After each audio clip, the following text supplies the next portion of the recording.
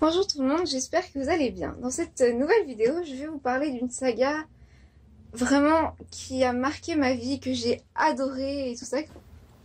Donc oui, c'est un format de vidéo un petit peu différent où j'ai décidé d'apparaître. Donc j'espère que... Voilà.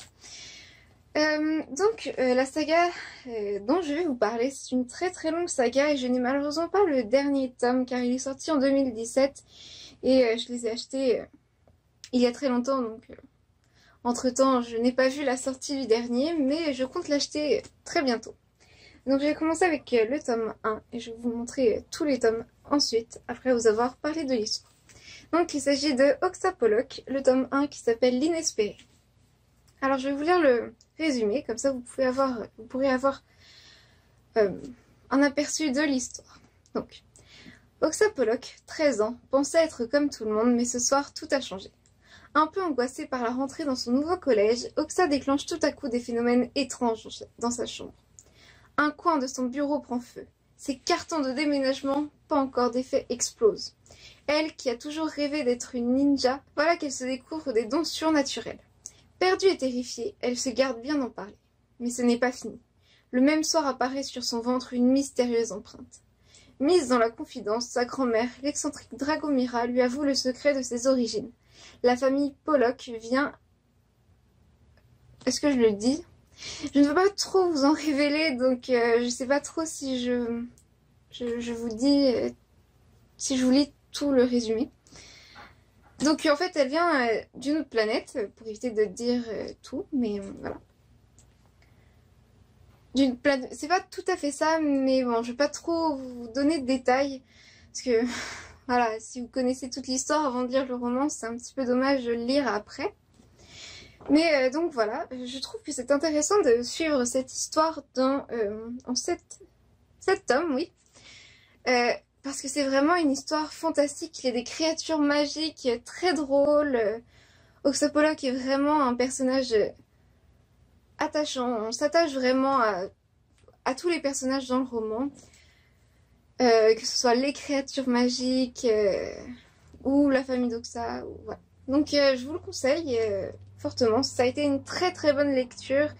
Et oui, elle a 13 ans au début, donc peut-être que pour des plus vieux, ça peut être un peu moins intéressant, mais on la voit vraiment vieillir tout au long de la saga. Et justement, c'est intéressant de voir cette évolution, parce que c'est très rare dans un livre qu'on ait justement cette évolution-là. Et bah moi, j'adore toujours avoir justement une évolution du personnage, parce que je me dis que ce personnage peut évoluer, et que même si je ne l'ai pas forcément aimé au début, je peux l'aimer plus tard. Et dans ce livre-là, ce n'est pas le cas.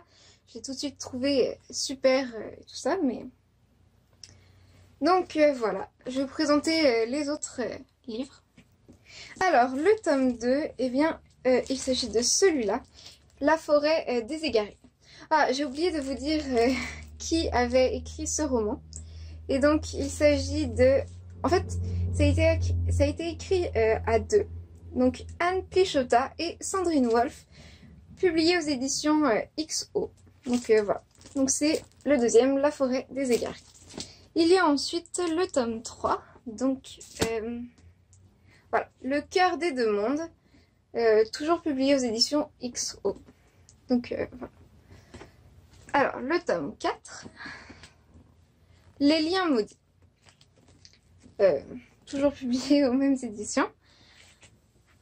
Ensuite... le cinquième, donc Le règne des félons. Bon, vous avez sûrement dû le comprendre en voyant les titres et tout ça. Elle va se battre contre des méchants un petit peu, mais voilà. C'est la seule information que je pouvais vous révéler en plus.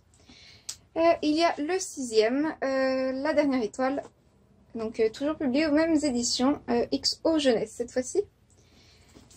Alors, le dernier qui est sorti, c'est le tome 7, L'espoir des lendemains. Je vous mettrai une image juste là. Donc, c'est toujours la même maison d'édition, il n'y a pas de changement et tout ça.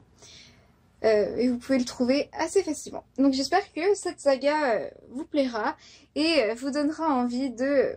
et que cette vidéo vous aura donné envie de la découvrir. Car ça a été vraiment une saga... en fait une très très belle saga et ça a été une très très belle découverte aussi pour moi. J'ai découvert, j'avais à peu près le même âge que Koxa, donc et je l'ai lu à peu près en même temps, donc j'ai vieilli, j'ai grandi avec cette histoire. Donc j'ai vraiment pu m'associer, je ne sais pas si c'est le mot exact pour dire ça, mais voilà. Je pense que vous allez comprendre, m'associer à ce personnage-là et tout ça. Parce qu'on avait... J'avais à peu près le même âge qu'elle tout au long de l'histoire, donc ça a été vraiment génial et ça m'a vraiment permis de m'intéresser encore plus à l'histoire. Même si c'est un monde peut-être un peu compliqué à comprendre parfois, étant donné que c'est très très bien écrit, je trouve que justement c'est très facile de comprendre et de s'intéresser. Et étant donné que je les ai lus avec 1 an d'intervalle chacun, même s'ils étaient déjà sortis et tout ça, c'est juste que j'avais pas forcément le temps de les lire, j'ai quand même réussi à me souvenir de certains détails. Et ce qui est bien avec ces livres-là, c'est que pour ceux qui oublient entre-temps, il y a... alors, attendez... une page où c'est écrit précédemment et où il raconte un petit peu ce qui s'est passé. Et donc, c'est un très très bon résumé. Quand justement on a oublié certains détails, ça permet vraiment de se remémorer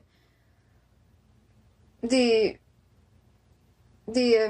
actions qui ont pu être importantes lors des autres tomes avant. Donc voilà, j'espère vous avoir donné envie de lire cette saga et voilà, je vous souhaite de très bonnes lectures d'ici ma prochaine vidéo et au revoir.